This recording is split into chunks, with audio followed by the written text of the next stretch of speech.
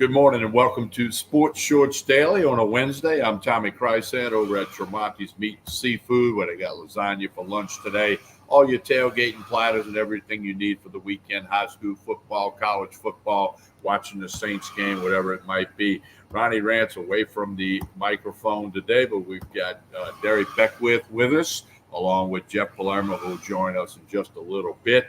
So we'll get you all those guys going here shortly. And as always, we're sponsored by the LeBears Casino and Hotel in Baton Rouge, the Barstool Sportsbook, the Edge Lounge, everything you need at the LeBears Casino and Hotel in Baton Rouge. Derry Beckwith, good morning, sir. How are you? Good morning, Tommy. How are you doing today?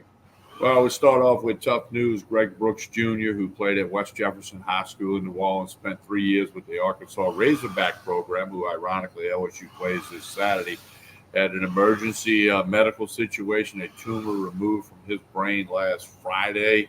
The family made a post on social media, so everybody's thoughts and prayers with Greg and his family, and of course all his teammates, both at LSU and Arkansas. Yes, I think that's the most important thing is Greg Brooks' health. Before anything else, before the football field, before what he can do about this program. So our thoughts and prayers are definitely with him and his family. I know I always say this previously. I think sometimes people say that as a cliche statement that, keep him in your prayers. But let's just not say that. Let's actually do it. Let's ask God to have for a speedy recovery and a healing on his body, and that Greg will still be able to function and be successful in society. And I do believe that will happen. Well, it's another reminder that, football, that's the fun and games department, okay? All sports are. And like you said, Derry, his health is first and foremost for him personally, and then, everybody will rally around him, no question about that. The team rallied around him last Saturday, holding the three fingers up, which is his uniform number. A dominant win from start to finish at Mississippi State, the morning kickoff, Starkville, the Cowbells. We know the story, but I want your take on the dominant win by LSU last Saturday morning.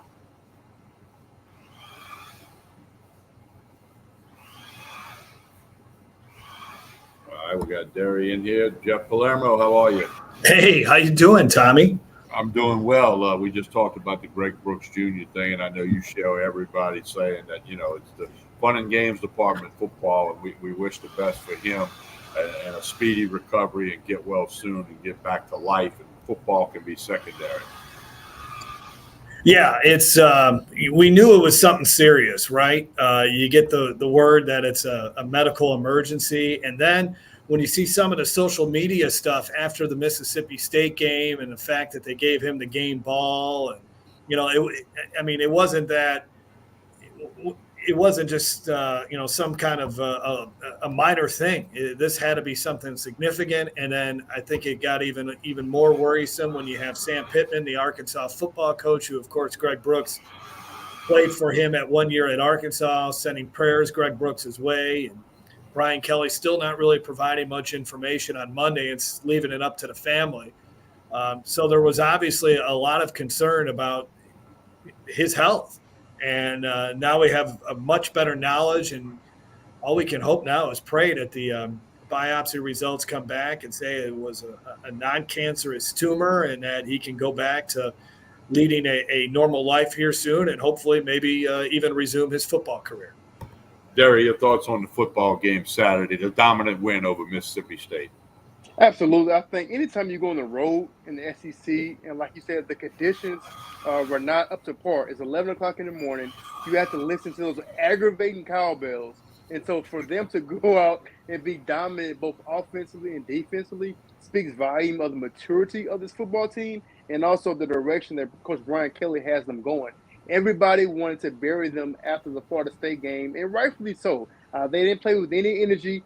They didn't play with any passion. And so for them to come out and put on that performance against Mississippi State was incredible, but it's just one game. And so for me and for fans, and even within that program, they want to see a level of consistency where they can do this game in and game out in the SEC. Well, and the jury's still out on how good Mississippi State might be. Time will tell on that going forward. Jeff Palermo, the Tigers offensively are in just about every category among the top leaders in the nation with yards per game, and then Jaden Daniels and Malik Neighbors and the running backs Diggs and Williams. I mean, and Bradford. I mean, they are really doing well. By the way, LSU has only punted 5 times this year. 3 football games, they've only punted 5 times. Jeff, your read on LSU through 3 games? Yeah, offensively, they're humming along, right? I mean, I think if you take away what was maybe a quarter and a half of bad play against Florida State, I mean, this offense has been nearly unstoppable. And then, of course, you would have liked to see them take advantage of those 2 red zone opportunities in the game against Florida State. But other than that, it's been flawless. And I think the Florida State game sent a message to this team that they just can't show up and think that they can just beat anyone, that they have to prepare the right way. And I thought that's what we saw on Saturday. They knew going in, 11 a.m. game, the cowbells ringing, it could be a potential trap game or a chance for Mississippi State to pull off a big upset with a first-year head coach in the SEC opener. And they took control of that game right away, and that's what good teams do. They didn't mess around. They didn't allow Mississippi State to hang around. So I think that is a quality sign of a really good team and frankly, a championship caliber team. And offensively, it's hard to stop these guys. I mean, Jaden Daniels is an experienced quarterback with a lot of tools. You see when wide receivers catch passes, unlike the Florida State game, how tough they're tough to stop. And now you add in Logan Diggs, who certainly seems like their top running back, a guy that could get you chunks of yards at a time. That makes LSU that much more dangerous. They'll be tested, though, against Arkansas. This is a good Arkansas defense they're facing on Saturday. Yeah, we'll talk about Arkansas in a minute. The story of the year in college football is Boulder, Colorado, Deion Sanders, the Colorado Buffaloes, and that football team, what they have done. Derry, they find a way to get it done. They were huge favorites, 3 touchdowns plus, and had to go to overtime. But bottom line is, I said this the other day, if you play 3 football games and you win 3 football games, something's going right. Derry, your thoughts on the Colorado Buffalo story?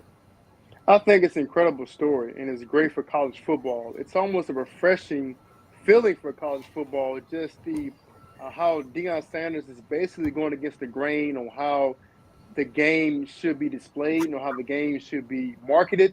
I think he's doing a tremendous job. Those student athletes that he has in their locker room are completely brought in. I think a lot of times people see the personality that Deion Sanders has, the team personality is at an all-time high, but inside the locker room, Deion Sanders and their coaching staff are very disciplined, and they run a tight ship. Those guys cannot get away with a lot of things. He want to make sure that they're conducting themselves not only on the field, but most importantly, off of the field. I saw a video previously that he posted. He was talking about being disciplined and being accountable. And he said it has to start with living your life right off the field, in the classroom, on your daily walk. Because if you don't do that right, you're not going to be able to perform on the field on Saturdays. And I think he has galvanized college football. I mean, look, guys, they had 9.5 million people watching Colorado and Colorado State. Like, Colorado and Colorado State, 9.5 million viewers. That's incredible. I didn't know anything about Colorado State before this game, besides that their logo was a ram, and that was it. So I think it's great for the Colorado, even for the teams that they're playing. It's a wonderful job that he's doing, and he's going to continue to elevate that team program in college football. Well, they're 20-point underdogs on the road against Oregon this coming week.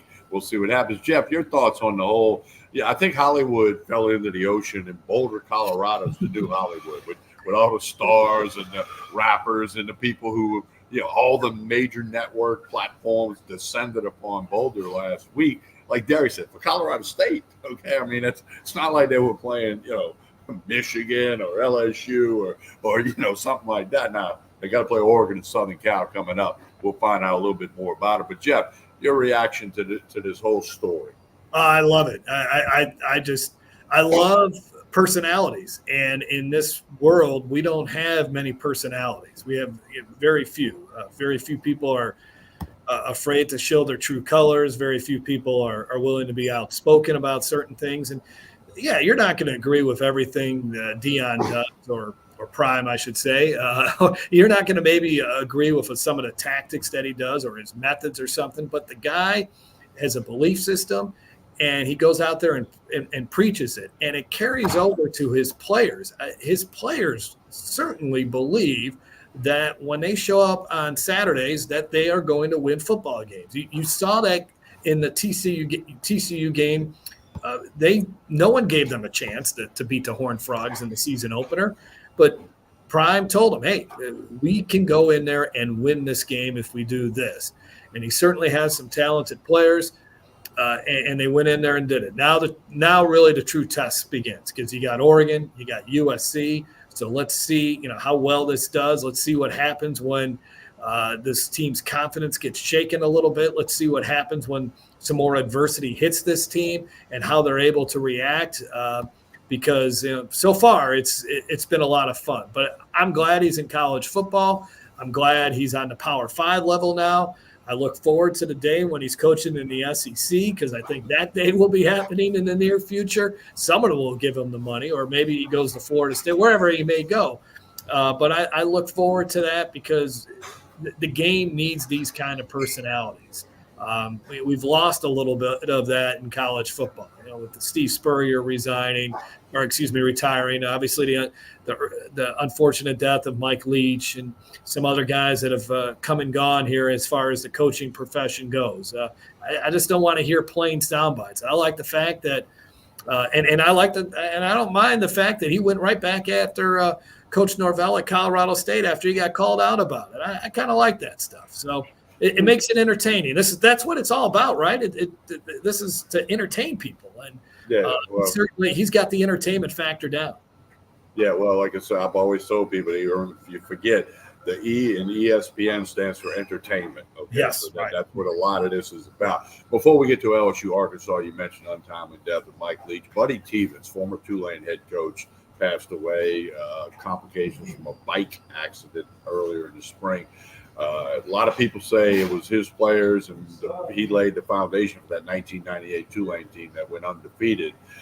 So sad news. So many of my colleagues in New Orleans we were friends with, and so much respect for Buddy Tevens, passed away at the age of 66.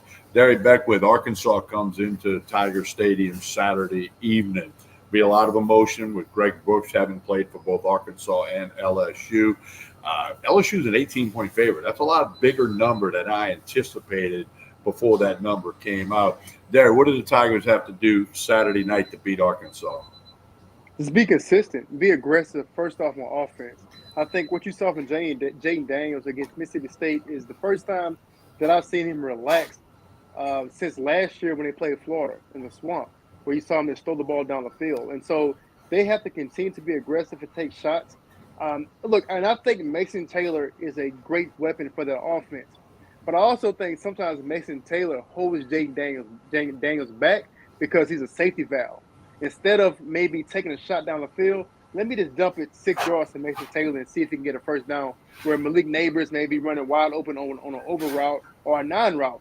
And so they have to realize, and Jaden has to realize, look, it's okay not to be safe all the time. Take the shot. So I think if they continue to be aggressive offensively, Arkansas should not be able to stop them. And then defensively, I think they finally find in their personnel, continue to play with passion, continue to play aggressive, continue to play physical. Look, I love the way Harold Perkins set a tone last Saturday in Mississippi State. The reason I like that, I like the passion and emotion that he played with. He was getting in guys' face. And I know it's a thin line, right, between talking a lot and getting – you don't want to get a personal foul, but also it galvanized the guys around you. It lets them know, look, if Harold Perkins came ready to play, then we came ready to play. So defensively, continue to fly around. Do not worry about making mistakes. I think that's the biggest thing that defensive players have their stigma is worried about making a mistake. No, go 100 miles per hour. Get 11 guys to the football. If you get 11 guys to the football every single play, something good will happen. Jeff Palermo, how do you see the matchup with the Razorbacks? Well, LSU 17.5-point favorites, and I can easily see them win this game by 3 touchdowns. I mean, LSU offensively, as we were talking about, they're cranking along. They're very tough to stop. This is an Arkansas offense that's struggling on the offensive line, probably will not have its star running back in Rocket Sanders. Their wide receivers are a bunch of guys they got out of the transfer portal. One's from Texas A&M Commerce, another one's from a Division II school. And even Coach Brian Kelly alluded to it on Monday. KJ Jefferson, a veteran quarterback, is probably trying to do too much because he's got a lot of new parts around him and he doesn't have his running back to lean on, and the offensive line has had issues. We mentioned how well they've played defensively, but I agree with Derry. I don't think they should be able to slow them down. But this is the thing we know about college football. When we think we got it all figured out, something crazy happens. And I'm not saying that Arkansas can upset LSU, but on paper, this is a game that LSU should be able to handle. Again, win, I think, by 20 points or more. But things are strange, and Arkansas will come in motivated. They let one get away on Saturday against BYU. They were up by double digits twice in that game. They committed 14 penalties. They had a chance even at the end of the game to tie it, and then here comes one of those bad penalties that they committed in that game. So they're hurt, they're wounded, they're going to be motivated, and they're actually tough. And they're starting a really tough stretch of games. So trying to get off to a good start is paramount for them. So I could see Arkansas hanging around in this game much more so than what we saw last Saturday against Mississippi State. The New Orleans Saints are 2-0 for the first time in 10 years. I mean, let that sink in. They hadn't been 2-0 in 10 years, but they are 2-0. Combined total points 4. They won one game by 1, one game by 3, but it's always about walking off the field with the win. They got to go to Green Bay to play the Packers on Sunday, 12 noon kick. Derriere, quick thoughts on the New Orleans Saints. They paid Derek Carr too much money. Way too much money. Way too much money. Look, I know it's 2 games, but they had to figure something out. Obviously, defensively, they are incredible. But in the NFL, how long can the defense sustain that? I have no idea. But they have to continue to figure it out offensively.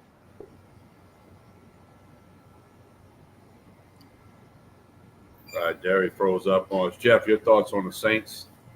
Yeah, I think there's a certain ceiling to Derek Carr, and I think we've kind of seen that here the first couple of weeks. I mean, you can only get so much out of him. Now, I do think once they get Alvin Kamara back, that will certainly help offensively because right now they don't have a running game. And Carr's doing enough to help them get victories. This defense, I just keep waiting for Cam Jordan and Demario Davis to slow down. But those guys, so far, they're beating Father Time. I don't know how they're doing it, but they continue to produce. And now you're getting guys like Curtis Granderson playing better. So far, Marshawn Lattimore has been absolutely locked down at this point. So defensively, they're really good. I would like their chances a little bit more this Sunday against Green Bay if they had Alvin Kamara. That's tough. And the Packers, they're coming off a tough loss to Atlanta. And I think Jordan Love, what we've seen from him the first couple of weeks, no, he's not Aaron Rodgers, but he's more than capable of winning a bunch of NFL games. So this will be a tough test.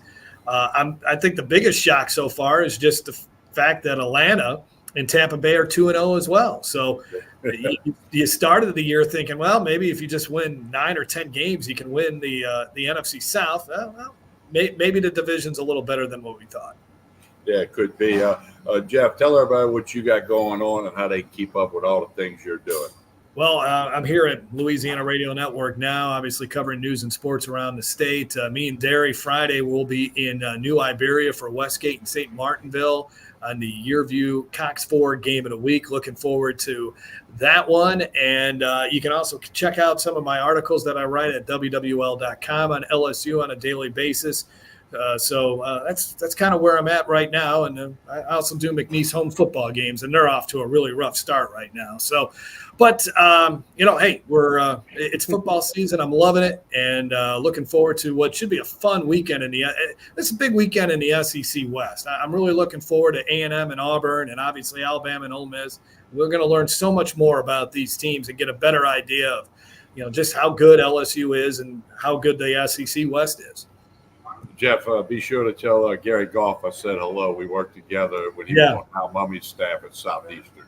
Okay. So, Yeah. be sure Good to guy. tell him. I'm rooting for him. It's been a tough. Oh, it's he's a good guy. good, great guy. But they All got to right, find. Derek. All right, Jeff, we appreciate your time. All right, Derek, tell us about the Derek Beckwith Foundation. There's so many things that you do for so many kids. Yes, the Derek Becker Foundation helps middle and high school student athletes develop a life outside of sports. And we do that by having different career programs, and we link them with different businesses and corporations and career fields to get them exposed to something outside of sports. We also feed a local sports program every single month. We've given away scholarships. We've opened up savings accounts for student athletes to let them know once this game does end, because it will, doesn't mean your life has to. So if people want to get involved, just visit DerrickBeckerFoundation.org, whether it's to volunteer or donate, or if you just have any questions, or if you want to get your student involved in our organization, we have a lot of great things going on. All right, and of course, Derek, you'll be with us Saturday morning for Sports Shorts Radio. We'll break down all these matchups in the SEC, the LSU Arkansas game, and everything else. Have a good call on Friday night. You guys do a great job on your view. Appreciate your time, Derek. Appreciate it. And also, too, Tommy, I probably would not eat again on Saturdays because when I ate this Saturday, I think Sunday I came down with some type of cold. So I'm gonna blame Ronnie for this one. So I'm gonna stick with blame Ronnie. Yeah, I'm not eating anymore. I'm done. I'm done. Totally blame Ronnie. It's all his fault. All right, Derek, thank you.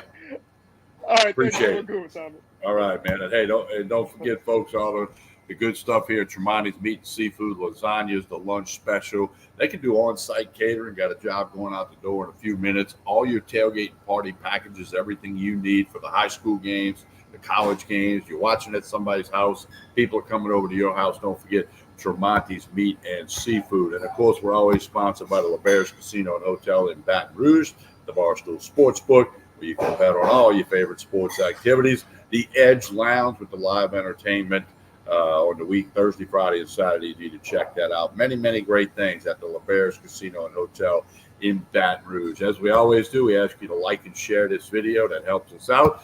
We'll have more Sports Shorts Daily Friday morning. I'll be back here at Tremonti's Meat and Seafood on Jefferson Highway. Ronnie Rance will be back on Friday. We look forward to that. And, of course, Sports Shorts Radio Saturday morning. Have a great day, everyone.